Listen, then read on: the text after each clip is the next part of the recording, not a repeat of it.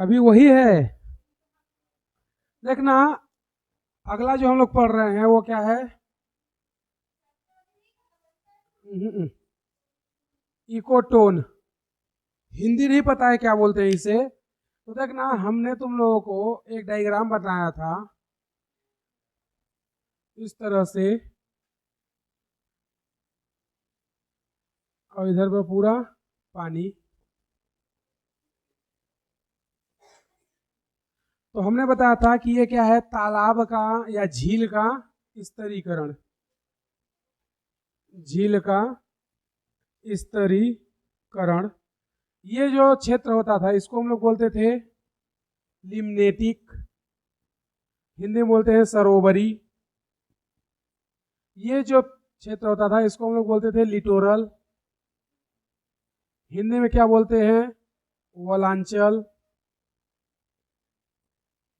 और ये जो क्षेत्र था इसको बोलते हैं प्रोफंडल, हिंदी में क्या बोलते हैं, तलांचल। तो हमसे जो टर्म है वो क्या बोल रहा है, इकोटोन। तो इकोटोन का मतलब होता है कि दो समुदाय का ऐसा क्षेत्र जो आपस में अति व्यापित हो। तो देखोगे ये वाला जो क्षेत्र है लिटोरल वाला ये, और इधर पे क्या है, स्थल या ग्रासलैंड। तो स्थल का कुछ भाग जल में है और जल का कुछ भाग स्थल में है। मतलब जो स्थल पर रहते हैं जीव जंतु और जो पानी में रहते हैं जीव जंतु, इन दोनों का एरिया क्या हो रहा है, ओवर लेपिंग हो रहा है या अति व्यापित हो रहा है।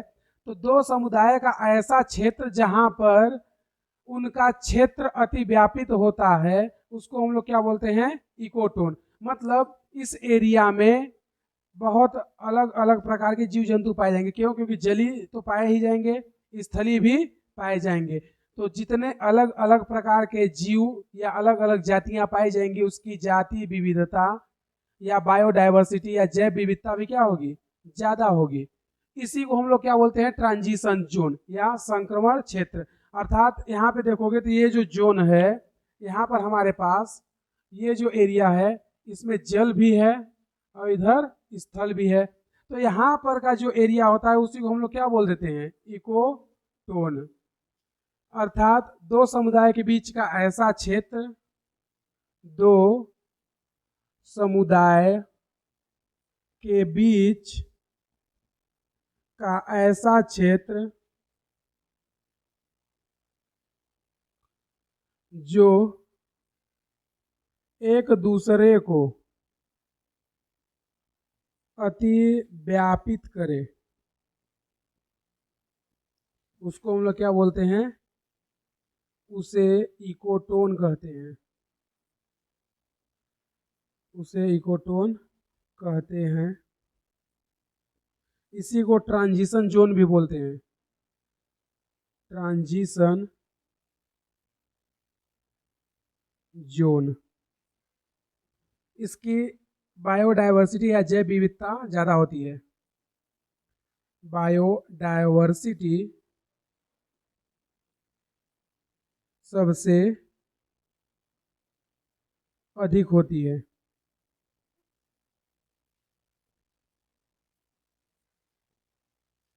तो इकोटोन जोन जो होता है, दो क्षेत्रों का ऐसा जोन होता है जो एक दूसरे क्या करते हैं, अति व्यापित। मतलब इधर पे है स्थल क्षेत्र और इधर पे है जली क्षेत्र। इन दोनों का जो किनारा होगा, किनारे पे क्या होगा, पानी भी मिलेगा और स्थल भी मिलेगा। तो दोनों एरिया क्या करेंगे, दूसरे को अति व्यापित करेंगे। मतलब एग्जैक्ट नहीं बता सकते हम लोग कि यहाँ से स्थल है यहाँ से जल है। तो उस एरिया को हम लोग क्या बोल देते हैं, इकोटोन, या उसी को बोलते हैं ट्रांजिशन जोन या संक्रमण क्षेत्र। वहां पर बहुत अलग अलग प्रकार के जीव मिलते हैं, इसलिए उसकी जैव विविधता भी सबसे ज्यादा होती है। तो ये क्वेश्चन आया था कि झील के स्तरीकरण में कौन सा क्षेत्र इकोटोन में आता है। तो लिटोरल जोन जो होता है इकोटोन में आता है। और यहाँ पर जैव विविधता सबसे अधिक होती है। क्यों होती है? क्योंकि स्थल और जल दोनों के जीव यहाँ पे मिलेंगे, और जितना ज्यादा जीव मिलेंगे वहां की जैव विविधता उतना ज्यादा होगी। समझे?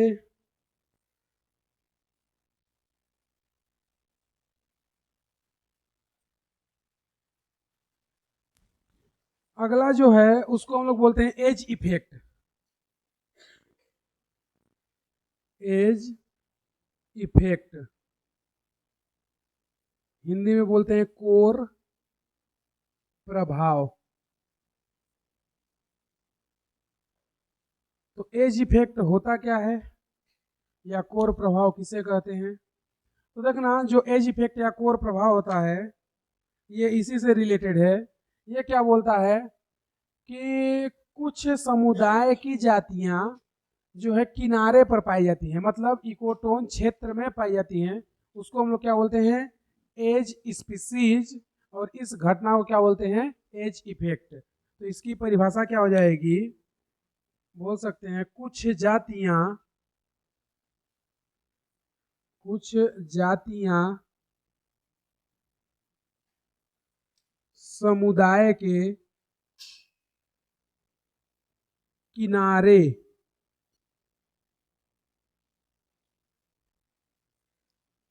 पर इकोटोन क्षेत्र में पाई जाती हैं,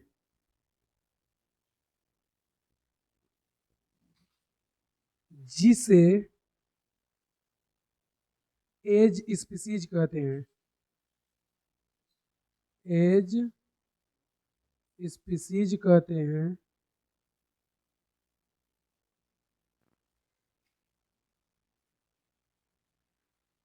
इस परिघटना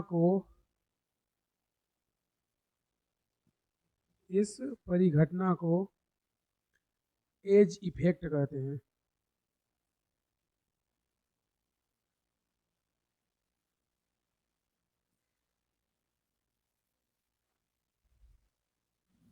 खा लो आउ पहला में भात। बायोटिक पोटेंशियल, हिंदी में बोलते हैं जैविक विभव। बायोटिक पोटेंशियल हिंदी में बोलते हैं जैविक विभव। इसके बारे में लिख लेना, जैविक विभव शब्द चैंपमान ने दिया था। जैविक विभव शब्द चैंपमान ने दिया था। जैविक विभव शब्द चैंपमान ने दिया था।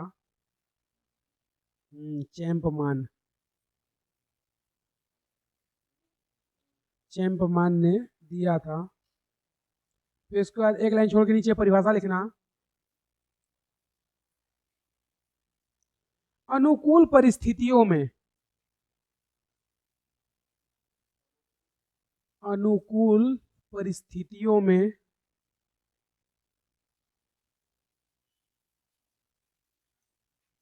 अनुकूल परिस्थितियों में किसी जाति के जीव की अनुकूल परिस्थितियों में किसी जाति के जीव की अधिकतम प्रजनन क्षमता, अधिकतम प्रजनन क्षमता को जैविक विभव कहते हैं।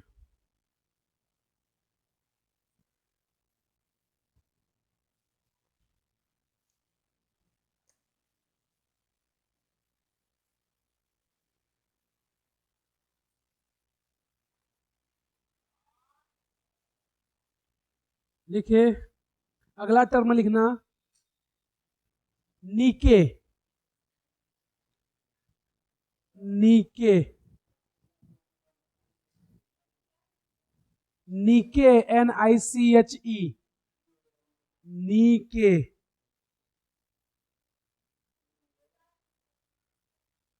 हाँ,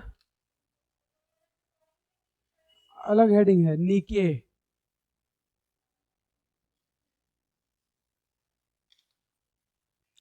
लिखना, यह शब्द ग्रीनल ने दिया था। यह शब्द ग्रीनल ने दिया था।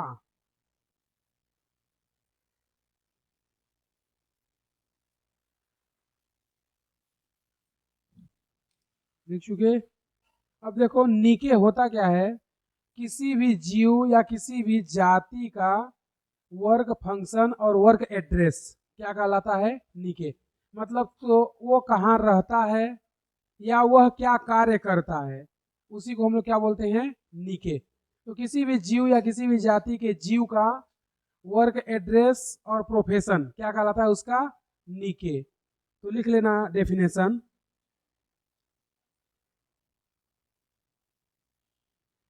किसी भी जीव, किसी भी जीव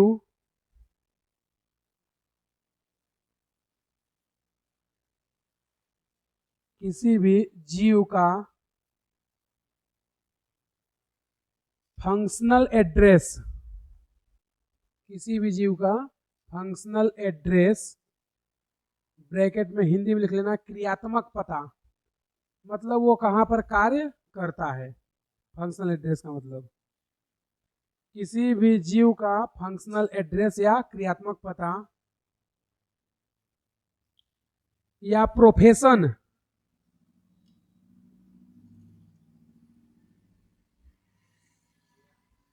या प्रोफेशन मतलब व्यवसाय, यानी वह कौन सा कार्य करता है। किसी भी जीव का क्रियात्मक पता या व्यवसाय उस जीव का निके कहलाता है, उस जीव का निके कहलाता है।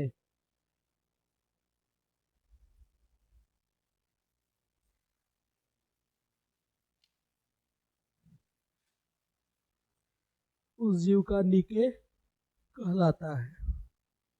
अगला लिख लेना हैबिटेट हेडिंग। हैबिटेट हिंदी में बोलते हैं आवास, हैबिटेट हिंदी में बोलते हैं आवास। जैसे तुम लोगों को पूछते हैं ना तुम्हारा आवास स्थल कहाँ है या तुम्हारा घर कहाँ है, तो कैसे बताओगे कि तुम्हारा आवास कहाँ है या आवास किसको कहते हो? तो लेकिन हाँ, किसी भी जीव के द्वारा घेरा गया भौतिक स्थान, किसी भी जीव के द्वारा घेरा गया भौतिक स्थान आवास कहलाता है। किसी भी जीव के द्वारा घेरा गया भौतिक स्थान आवास कहलाता है।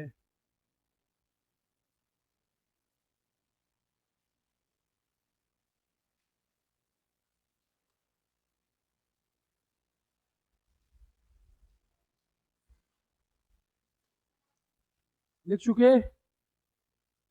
तो ये हो गया कुछ काम का चीज। और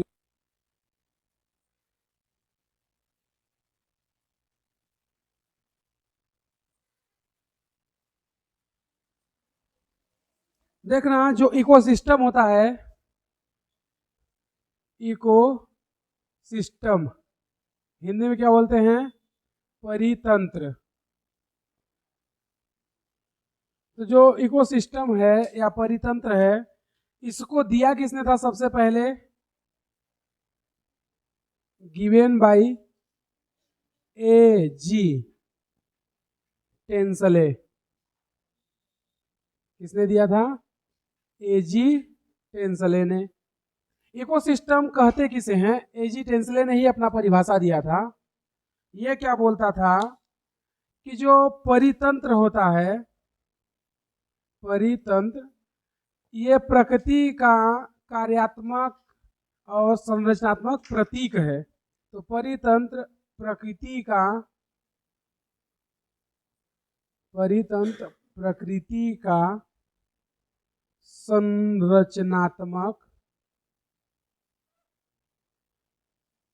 संरचनात्मक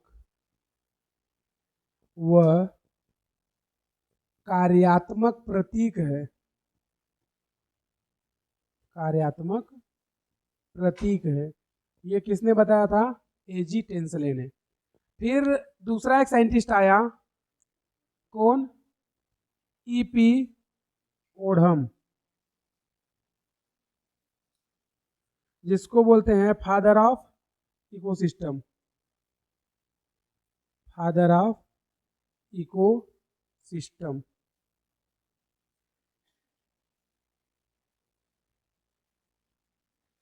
फादर ऑफ इकोलॉजी कौन था? रीटर। और फादर ऑफ इकोसिस्टम कौन है? ईपी ओढम। क्या नाम है? ईपी ओढम। तो ये भी अपने अकॉर्डिंग परिभाषा देता है किसका? इकोसिस्टम का। ये क्या बोलता है कि परितंत्र प्रकृति या पर्यावरण का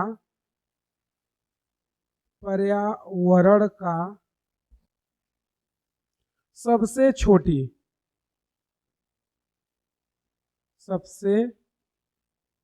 छोटी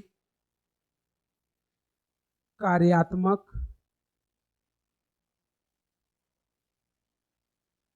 व संरचनात्मक इकाई है।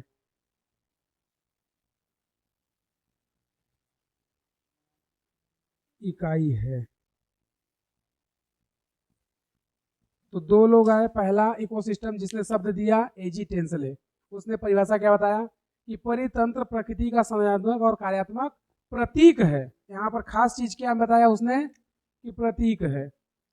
ईपी ओढम जिसको इकोसिस्टम का क्या बोलते हैं? जनक, उसने आया क्या बताया कि परितंत्र जो है पर्यावरण का सबसे छोटा कार्यात्मक और संरचनात्मक इकाई है। दो लोग अपने अपने हिसाब से बताए। अगर हम लोग डायरेक्ट अपने अकॉर्डिंग बात करें डेफिनेशन या परिभाषा की,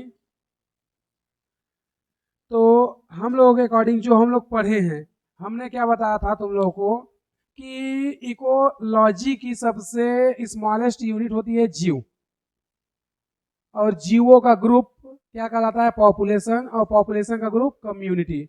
और जब कम्युनिटी आपस में इंटरेक्शन करने लगे तो उसको हम लोग क्या बोलते हैं? इकोसिस्टम।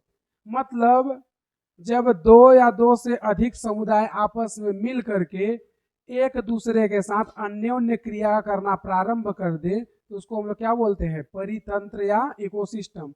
यानी कि जब जैविक और अजैविक समुदाय, जैविक समुदाय मतलब जीव जंतु, पेड़ पौधे और सूक्ष्म जीव, ये क्या है? सब बायोटिक कम्युनिटी या जैविक समुदाय जिसमें जीव रहते हैं। तो जीव में सभी टाइप्स के एनिमल्स और सभी टाइप्स के प्लांट और सभी टाइप के माइक्रोब्स यानी सभी टाइप के सूक्ष्म जीव।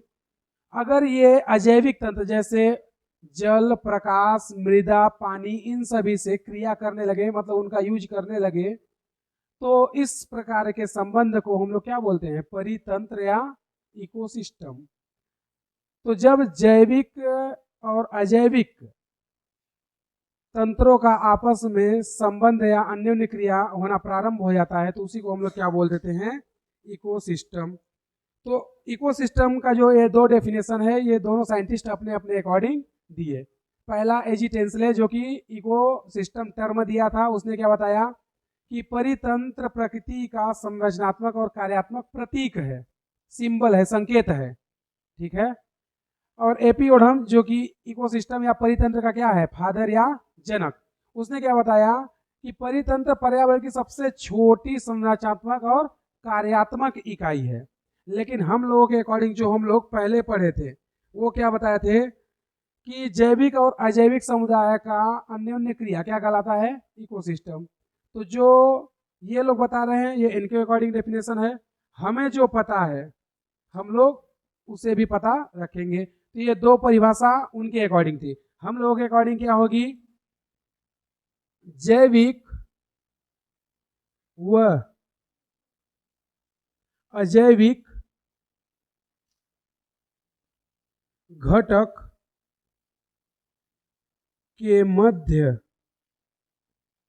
अन्योन्य क्रिया,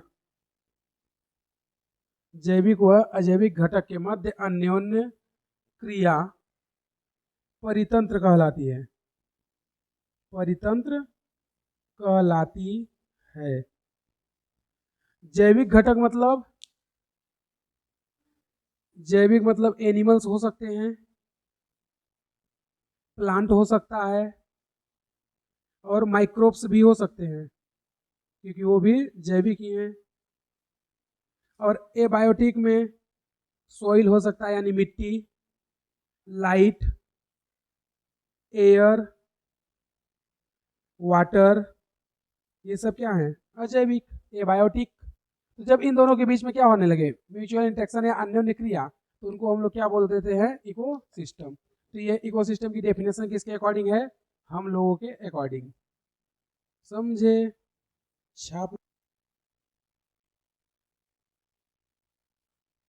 चुके? लिखना नोट। नोट में पहला पॉइंट लिखना, परितंत्र का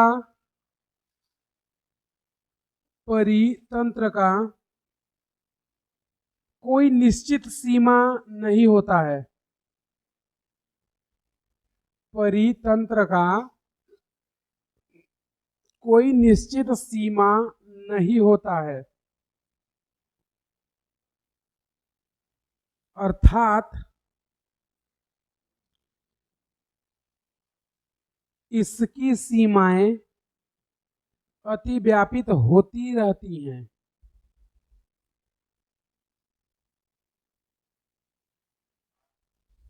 इसकी सीमाएं अतिव्यापित होती रहती हैं।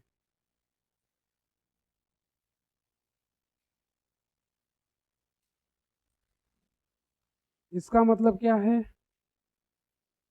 जो इसने पहला चीज बताया है कि इकोसिस्टम या परितंत्र की सीमा निश्चित नहीं होती। मतलब जैसे मान लो कि एक जगह नदी बह रही है, ठीक है? तो नदी के अगल बगल में क्या होगा? मृदा होगी, मिट्टी होगी। तो ये कैसे डिफाइन करोगे कि यहाँ तक मिट्टी है, इसके बाद मिट्टी नहीं है?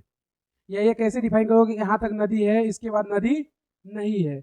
इसका मतलब कि दोनों की सीमाएं क्या होती हैं? अति व्यापित होती है। तो कोई फिक्स या निश्चित नहीं बता सकते कि यहाँ तक मिट्टी है उसके बाद नदी है, या यहाँ तक नदी है इसके बाद मिट्टी है। तो दोनों सीमाएं क्या होती हैं? अति व्यापित होती रहती हैं। इसलिए इकोसिस्टम की कोई निश्चित सीमा नहीं होती।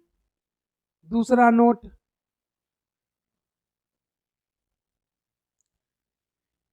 इकोसिस्टम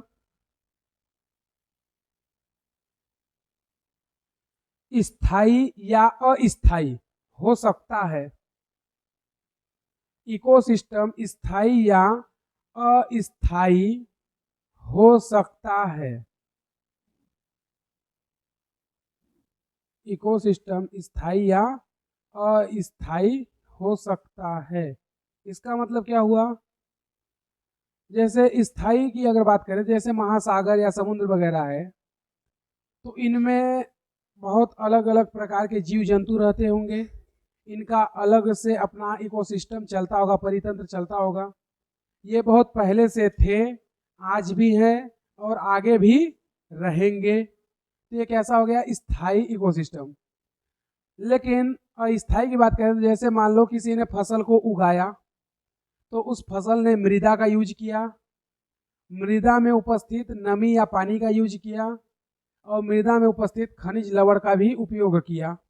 अब जैसे ही फसल बड़ी हो गई, जब फलने और फूलने लगी, तो उसके फल और फूल का उपयोग कुछ पक्षी, कीट, जीव जंतु भी करे। भाई जब फूल फलने लगेगा और फलने लगेगा तो कुछ बर्ड्स या पक्षी आएंगे, उनको खाएंगे, तो वहां पर भी एक इकोसिस्टम चालू हो गया। लेकिन क्या वो फसल हमेशा वैसे ही रहेगी? नहीं, एक निश्चित टाइम के बाद वो खत्म हो जाएगी। तो ये कैसा हो गया? अस्थायी इकोसिस्टम। तो इकोसिस्टम स्थायी और स्थायी दोनों हो सकता है। इकोसिस्टम बड़ा भी हो सकता है, छोटा भी। जैसे महासागर की बात करें तो ये बहुत बड़े इकोसिस्टम है। पानी की एक बूंद एक सबसे छोटा इकोसिस्टम है। तो इकोसिस्टम बड़ा भी हो सकता है, छोटा भी हो सकता है। जैसे महासागर बड़ा इकोसिस्टम है, पानी की एक बूंद छोटा इकोसिस्टम है। तो तीसरा नोट लिख लेना, इकोसिस्टम छोटा या बड़ा हो सकता है।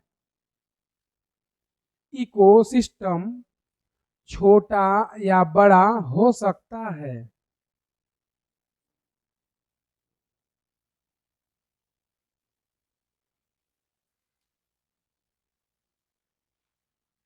पानी की एक बूंद भी इकोसिस्टम है। पानी की एक बूंद भी इकोसिस्टम है। अब ये कैसे इकोसिस्टम हो जाएगा? पानी की बूंद तो किसी भी चीज को इकोसिस्टम होने के लिए दो चीजें होना चाहिए, पहला क्या, बायोटिक, और दूसरा एबायोटिक।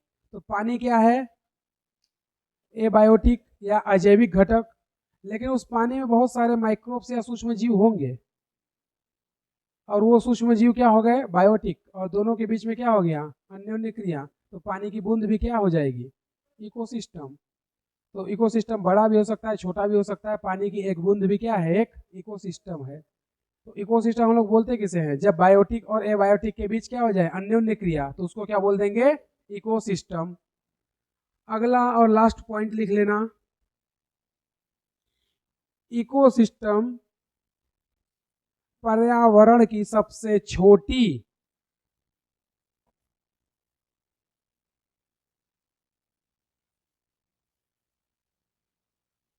इकोसिस्टम पर्यावरण की सबसे छोटी संरचनात्मक व क्रियात्मक इकाई है।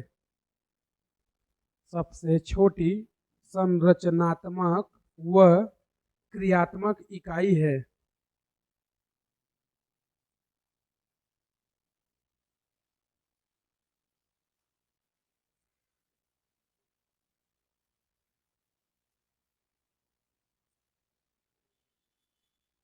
लिखे, आगे उसी में लिख लेना, यह स्वचालित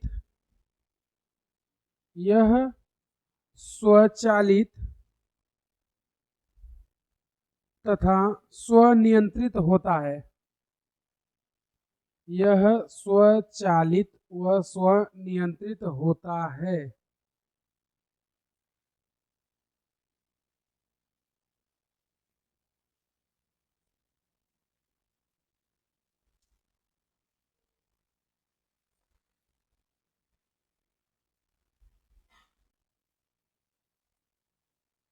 लिख चुके। अगला हम लोग पढ़ रहे हैं types of ecosystem. Types of ecosystem,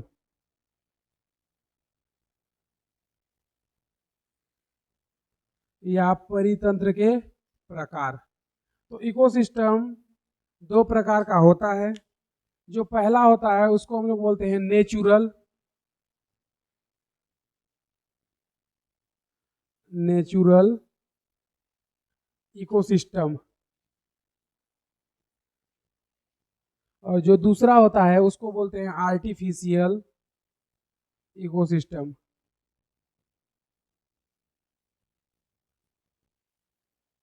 artificial ecosystem, Hindi में क्या बोलेंगे, कृत्रिम परितंत्र।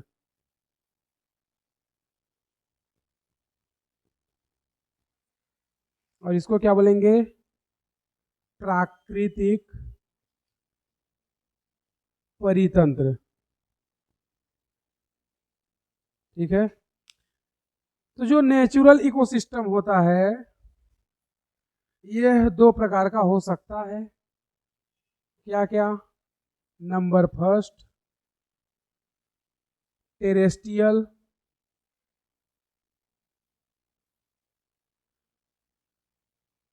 इकोसिस्टम, और दूसरा क्या हो सकता है,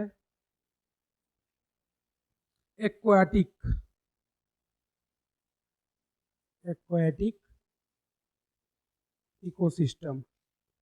हिंदी में टेरेस्ट्रियल को क्या बोलते हो, स्थलीय पारिस्थितिकी तंत्र या स्थलीय परितंत्र। और एक्वाटिक को क्या बोलोगे, जलीय परितंत्र। तो ये क्या हो गया, जलीय परितंत्र, और ये क्या हो गया, स्थलीय परितंत्र। तो जो स्थलीय परितंत्र होता है मतलब जो स्थल पर है, उसमें जो भी जीव जंतु पेड़ पौधे हैं उनके बीच जो भी इंटरेक्शन होगा वो क्या होगा, टेरेस्ट्रियल इकोसिस्टम या स्थलीय पारिस्थितिक तंत्र। तो स्थल पर क्या क्या हो सकते हैं, वन हो सकता है, वन, और क्या हो सकता है, डेजर्ट। डेजर्ट को हिंदी में क्या बोलते हैं, रेगिस्तान, डेजर्ट हिंदी में बोलते हैं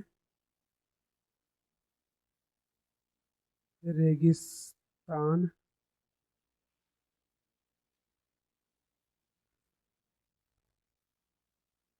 ETC। और भी एग्जाम्पल लिख सकते हो। जलीय पारिस्थितिकी तंत्र की बात करें तो मतलब ऐसा पारिस्थितिक तंत्र जो जल में चलता हो, लेकिन जल भी दो प्रकार का होता है, एक तो प्रवाहित जल और एक स्थलीय या रुका हुआ जल। तो प्रवाहित जल जैसे झरना, झरने का पानी ऊपर से नीचे गिरता है और वो फिर बहता जाता है, लेकिन झील का पानी एक जगह स्थिर रुका हुआ होता है। उसी तरह तालाब का पानी भी एक जगह रुका हुआ होता है। और प्रवाहित में जैसे नदी हो गया, झरना हो गया, और तुम्हारे घर साइड में छोटी गंगा जिसको नाला बोलते हो, वो बहता है ना। तो जलीय पारिस्थितिकी तंत्र में क्या आ जाएगा, ये टू टाइप्स का हो जाएगा। पहला प्रवाहित जल और दूसरा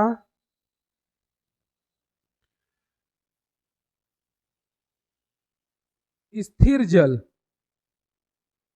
प्रवाहित जल में क्या क्या हो जाएगा, नदी, झरना, छोटी गंगा भी लिख सकते हो। स्थिर जल में झील और तालाब, उसी को बोलते हैं तालाब, पोखरा को ही, पोखरा को ही तालाब कहते हैं।